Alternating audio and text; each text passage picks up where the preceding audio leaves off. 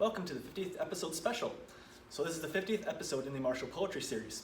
And to celebrate, I wanted to do something a little bit new this episode. So normally, I would give a specific movement, and we go over the name of the movement, the poetry associated with it, and then we dissect that poetry in order to reveal more about the movement and the style itself and what it has to teach us and help us learn and grow within the system. But for this one, I want to do something a little bit different. This time we're going to be going over a poetry that's about the style in and of itself rather than a specific movement. So this poetry has to do with the 6 qualities of Xinyiliuhe, a style of martial arts that is a predecessor to a more popular style called Xingyiquan. Xingyiquan is known for having 12 animal movements and qualities alongside them. And then Xinyiliuhe is known as the 10 animal style. So there's 10 animals, and within those 10 animals, there are the 6 qualities. So 6 qualities are what I'm going to be referring to today. And those 6 qualities have to do with some of these animals, 6 of the animals. And they have to do with different body parts and how you want to hold the body parts, how you want to maintain a structure within the body. So we'll go over them one by one. So the first one is the eagle's talons. So we must have talons like an eagle. And the eagle's talons are referring to the arms themselves. So this means that I don't only come out and attack, right? So I don't only attack, but anytime I move outwards, I can grab, rip, and tear and pull something back inwards towards me. So in the long fist system that I study, there's a similar vibe in a poetry to this. Every time that my hand goes out, it never comes back empty-handed. So you're always bringing something back with you. So this has to do with the eagle's talons. Like the eagle that picks up the prey and then takes off with it, right?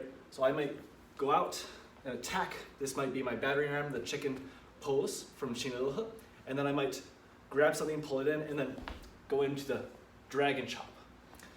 So the eagle's talons means that anytime I go out, I have to bring something back with me. There can't be empty-handed, can't be empty movement. Any empty movement creates inefficiencies in the style. So with any movement, right, if I bring my arm back, it's not just because I'm bringing my arm back so that I can look fancy or do something cool, like a cool kung fu movement. I'm actually pulling something. I'm trying to tear something, do something with it. There can't be empty movement. So that's what this part is about, the eagle's talons. Next, we have the bare shoulders. So the bare shoulders, right, is trying to access that idea, like the bear, like when it stands up on 2 legs and it comes crashing down with its claws onto its prey. So the bare shoulders is trying to get heaviness within the palms, right? So Xinyiliuhe is an internal martial arts style, which means that it's trying to move internally rather than externally. And what this context means is that I don't use the strength of the arms to do the work, but I use the strength of the internal or the torso to do the work.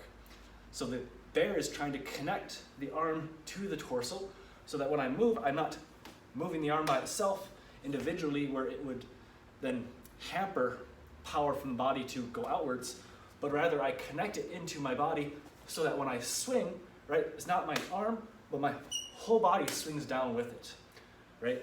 So if we compare it to the bear, right, he's not just going in, but his whole back just crashes down onto them. If you've watched the previous video talking about bear palm, you'll already know about this, but the bear palm is all about getting the whole torso into the movement, not just the arm itself. So this is the first step into connecting the arm to the torso so that we can then use the body to move the arms and use that heaviness rather than trying to use individual arm strength. If we tense up the arm individually, it actually hampers kinetic energy moving throughout the body.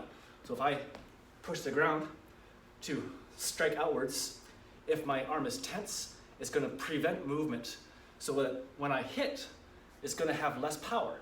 But if I can relax my arm, connect thoroughly to my torso so that when I press the ground and then I strike out, that kinetic energy will move out from the foot to the hand.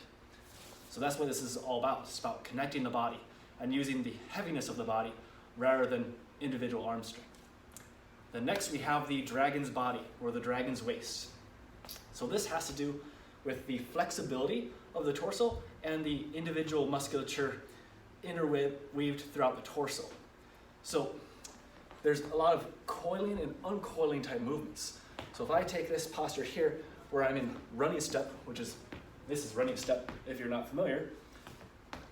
Right now my hips are turned one way, but in dragon chop where I use a running step, my torso turns the other way. So chopping in dragon body gives me this coiling where my hips are going one way, my chest is going another way, and my body wraps up. This creates potential energy to release.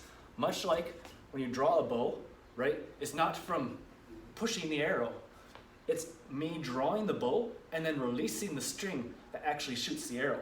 It's much in that same way that when I chop and coil like this, I'm not pushing myself back when I want to go the other way, but instead I release my body because I'm coiling myself like I'm loading a spring, and then I release the spring. So this has to do with Fajin within the torso itself. So when I coil against myself and then release, it creates power, splitting power that drives in both directions. So the dragon chop then becomes something else.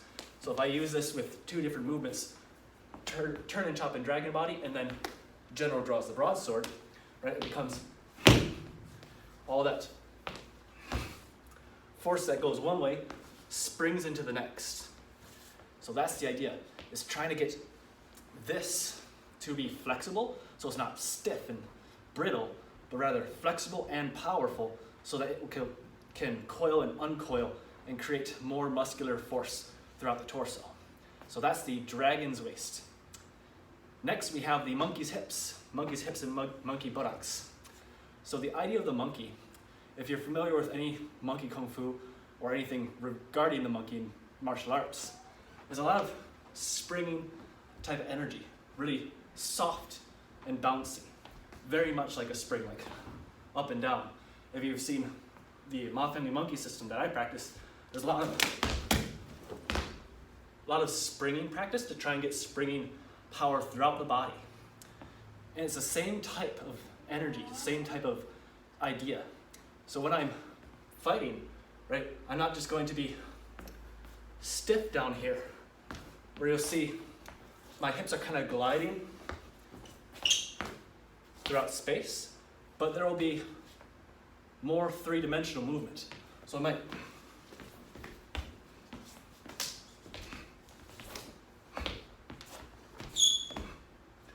there's a lot of up and down as well. And that grow shrink aspect, that springy like aspect, adds more power vertically. So not only do I have power moving horizontally, but I have power moving vertically up the body, so that when I hit, that power moves up with it. It's also, much like in Western boxing, a type of bobbing and weaving, right? I might dodge an attack and then ram in with the chicken pose. So it's very much like a way of developing power vertically, as well as bobbing and weaving, keeping on the move, keeping evasive. So that's the idea of the monkey hips. Next we have chicken legs. So chickens, if anybody owns roosters, knows that they are bloody monsters. So once they, especially if they taste blood, like everybody knows about cockfighting, it's a bloody mess, right? And they'll take on creatures way bigger than themselves, and they might even chase them off with just pure tenacity alone, just the ferocity of the rooster. And that's the kind of thing that's meant to be conveyed in this part of the poetry. So the chicken legs, you want to basically think about your legs like those talons at the end of their feet. So you're trying to rip and shred them, and then stomping the ground, stomping on their foot, or stomping to try and get power to come up. So I've talked a lot in previous videos about things like earth jin, as well as stamping the ground, and what it's supposed to do for kinetic energy to move through the body. Basically, right, one common example here, Buddha's warrior 10 pounds of mortar from Chen style Taiji. And the idea is I let my weight hit the ground. It's not me stomping the ground, but I let my body weight hit the ground as if this leg suddenly gave out, right? And then this one caught me. So it's my body weight hitting the ground, not the strength of the leg. If it was just the strength of the leg, right, you can listen to the tone, and then versus this, right? You can hear much deeper the second time, and because it's more power going through it. Because one is just the strength of my leg alone, and then the other is my body weight hitting the ground. And that body weight hitting the ground will create kinetic energy to come back up. Because I'm not Chuck Norris, I can't push the earth down when I do push-ups. Right? I ain't Chuck Norris. So when I hit the ground, whether I'm pushing or whether I'm stomping, that causes kinetic energy to move back up. Because if the object that you're pressing or hitting doesn't move back, all that kinetic energy will hit and then come back into you, reverberate back. If you've ever seen the science experiment little test lab thing with the balls, where they let one hit and then it does this forever, think about that. But if it doesn't cause this one to move, right, it'll just bounce back into this one until eventually it'll dissipate. That's because the kinetic energy will just bounce back.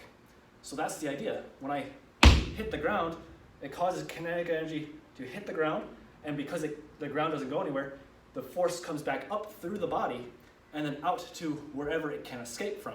In this case, it would be into my opponent.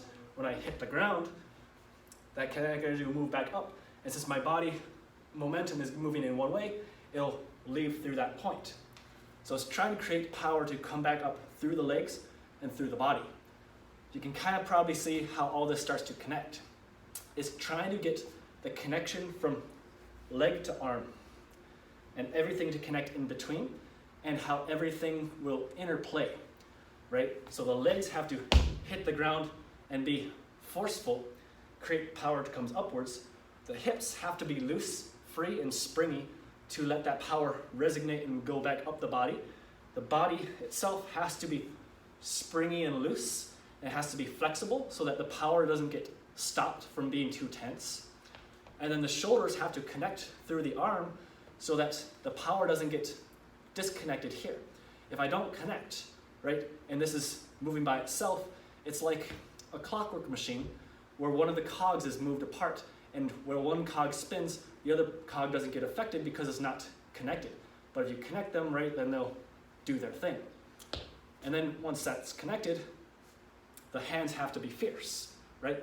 Not just to hit, but also to claw on the way back, to pull something in, to claw their face, whatever the option may be. So that's the idea. Now we have the last quality, the tiger's head. So this is interpreted a couple different ways. And this kind of bounces off of a previous video that I've done about tiger holds its head. It's one that the idea is that the tiger, when it holds its head, is actually meant to mimic the tiger when it's leaping. So it's not actually holding its head, it's leaping at you, right? So it makes it look like, right, protecting the head.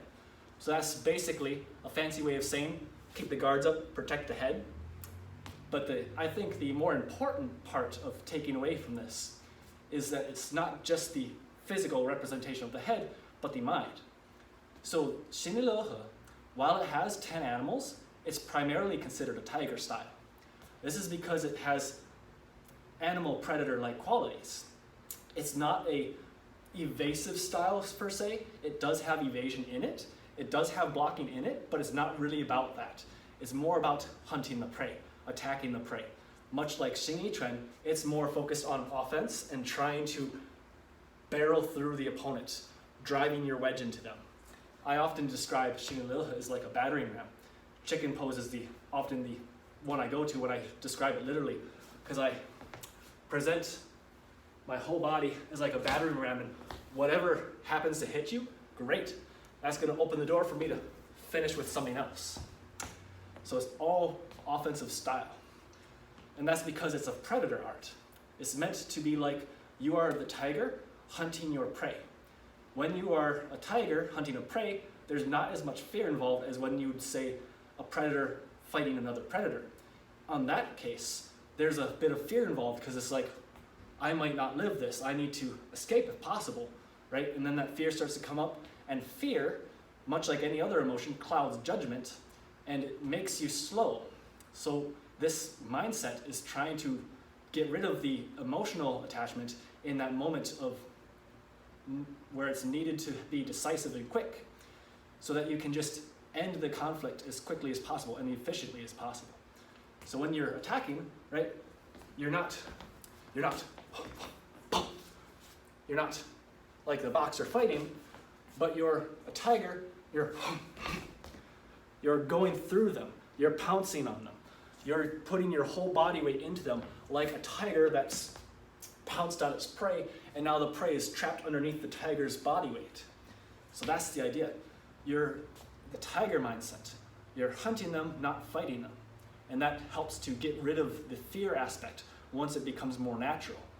It's something that you will essentially call upon in these moments of necessity and emergency. So when the guy comes to fight, you immediately switch modes into hunt mode. So it's no longer, I'm fighting this person on equal terms in which I could die. But you're fighting them, well, you're not fighting them. You're going to eat them. Because the tiger has no animosity towards the deer. He's just going to do what he needs to do to survive, right? He doesn't hate the deer. He's not afraid of the deer. He just takes down the deer, eats. And that's just no emotion involved. It's just completely logical. So that's the idea. The tiger intent, taking away the fear and potential anger aspects to remove the cloudiness in the judgment. So to review real quick, we have the eagle's talons, so that the arms have the quality of ripping and tearing, right? Always taking something back with you, and as well as having the power to deliver through sharp talons. Then we have the bare shoulder to connect the arm to the torso. Then we have the dragon's waist, or the dragon's body, to create power within the torso itself and connect from upper and lower torso. And then we have the monkey hips, so that there's springiness throughout the hips, more power and more maneuverability. And then we have the chicken's legs, so that there's power and stability in your step, and that power then can connect all throughout the body. And then we have the tiger's head, the tiger's intent, the tiger hunting the prey. And all of these create the qualities of Xinyiliuhe. So I know that I usually demonstrate movements with this, so I'll just demonstrate a little bit of a part of a form, so you can kind of get the idea of how Xinyiliuhe operates. So I'll try to keep on camera for the most part.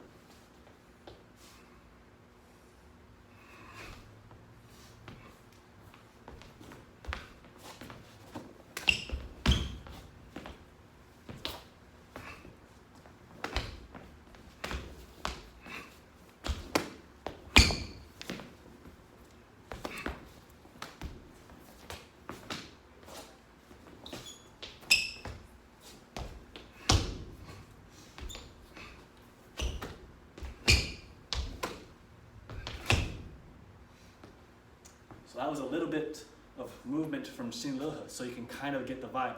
And hopefully you can see in that demonstration, eagle's talons, bear shoulder, dragon body, monkey hips, chicken legs, tiger intent. See you in the next video.